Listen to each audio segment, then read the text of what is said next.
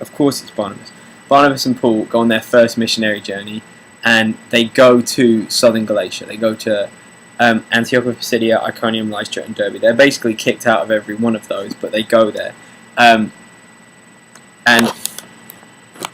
that's why one group of people believe that when Paul's writing to the churches in Galatia, he's writing to the churches in southern Galatia, the churches that he would have established on his first missionary journey, that he's writing to them just after he gets back to Antioch in Syria,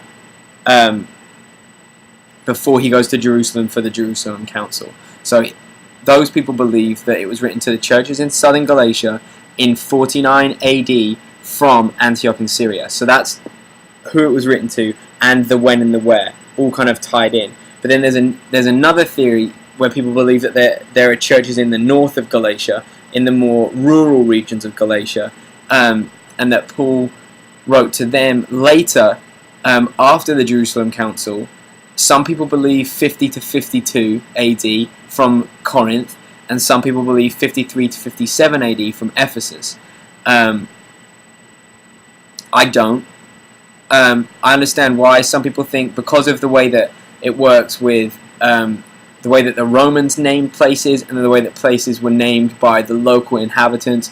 The region of Galatia, named by the Romans, I think from memory is larger, and it covers that whole dark bit, but then the actual ethnic Galatia is that smaller part in the top. So it's depending on how you interpret how Luke names things in the book of Acts. And then it's one of those things. It's one of those things that it's worth looking into and worth making up your own mind about. I know when I was given the evidence for both sides during my SBS, the Southern Galatian view just did seem to make a little more sense, but it's up to you. Okay, so that's the critical method. So it's written by Paul to the churches in Galatia, either the southern or the northern, and then the date and the where is all tied into your particular opinion. Okay, the second part of the BRI is the historical method. The historical method, this is it's my favourite part of the BRI, to be honest. It's pretty burly, because it's all the information that you need to know about Galatia as a region, about the people that lived there, and therefore the people that made up the church. You get a bit of background history, you get some history about what was going on outside the church, what the socio-economic structure of the region was. So I'm going to try and give that to you as succinctly as possible, and then if you want to take notes, it's worth taking notes.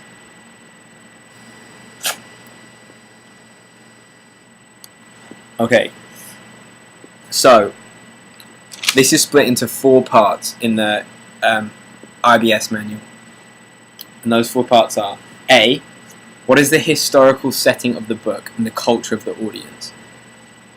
B, when was the church founded? C, who makes up the church? And D, church strengths and weaknesses. Well, I just mentioned, I'm going to just run them all together because it's very hard to divide them into 4 sections. Although I will just say, when was the church founded? As I just said, in Acts 13 to 14, we see Paul and Barnabas going on their first mission trip, and they go to Galatia, southern Galatia, and that's in 48 AD. So I'm pretty sure that's when the church was founded, although I might have just made that up and it might be way earlier.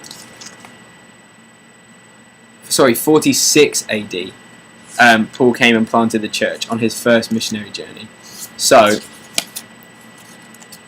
that's part B, when was the church founded. I'm sorry, I know I'm struggling a little, I am really jet lagged. I just wanted to get this video up, so I'm sorry if it's not very good. Okay, the Galatian church, again, we're looking at internal and external evidence. Obviously, with the historical method, external evidence is really good. There are excellent historians, especially, people like Josephus, when you're looking at what life was like for first century Jews if you're going to study a gospel. Again, Bible dictionaries, but extra biblical sources are fine to use here. Just make sure that they're sound ones and you're not reading some crazy nonsense. So we can tell that the Galatian church is made up of both Jews and Gentiles. Internally, there's evidence for that in 1 verse 3. When Paul writes, "Grace to you and peace from God," he's writing a bilingual greeting. Grace, I can't remember the Greek word, I'm sorry, but that grace is a Greek greeting. So it's obviously to Gentiles, and peace is shalom, or the Jewish greeting. So that shows that the church is bilingual, is both Jewish and Greek. So that means that there must be both Jews and Greeks living in Galatia. In Galatia, the Romans had invaded in 25 BC, and they hadn't really changed anything. Before then, it was ruled by a king whose name I neglected to write down, I'm sorry, and General Pompey came and took over, and they didn't change anything. They introduced the imperial cult, which is the worship of Caesar, but other than that, they kind of allowed it to just be a vassal of Rome, so it would pay taxes from it was a self-sustained region from wine and sheep and grain, so it would pay taxes. There were Roman roads through the south, so it was on a major trade route. So that's why, if you look again at this map, the major cities are in the south, because that's where the Roman roads were. So obviously it made sense where the people came through, their cities were raised up. One thing the Romans did do was they gave Jews land in Galatia, to try and get Jews out of Jerusalem, out of Israel. They were given land other places so that there wouldn't be as many Jews to bring about an uprising. It's kind of the opposite of what happened in Tibet when people were brought into Tibet, to stop there being as many Tibetans solidly populated.